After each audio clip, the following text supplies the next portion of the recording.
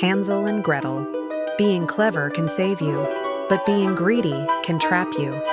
So tell me, would you eat a house made of candy? Once upon a time, near the edge of a deep forest, lived a poor woodcutter, his wife, and 2 children, Hansel and Gretel. Times were hard, and food was scarce. One evening, the stepmother whispered to the father, "We cannot feed them.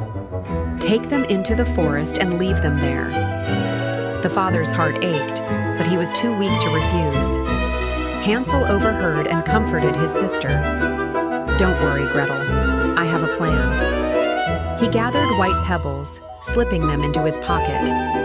The next morning, as they walked into the woods, Hansel dropped the pebbles one by one, leaving a shining trail behind them.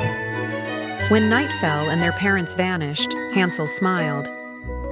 "Look, the moonlight shows our way home." And so the children returned safely.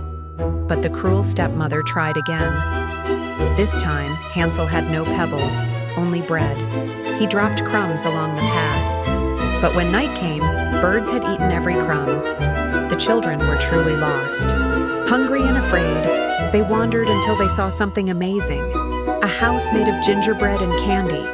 The roof was sugar, the windows were chocolate, the walls were cookies. Hansel and Gretel cheered and began nibbling. But suddenly, the door creaked open. An old woman smiled sweetly.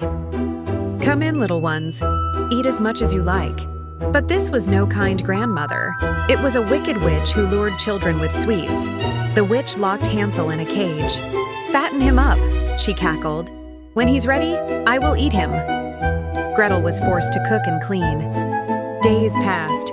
Each time the witch asked Hansel to stretch out his finger, he held out a chicken bone instead. "Still too thin," she muttered. At last, the witch grew impatient.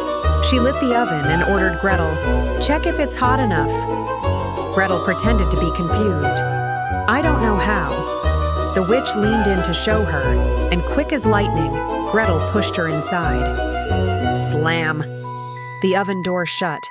Hansel was freed, and together they found a chest of jewels hidden in the house. Carrying treasures, they followed the path out of the forest and returned home.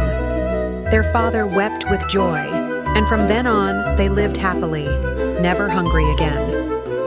So tell me once more, would you eat a house made of candy?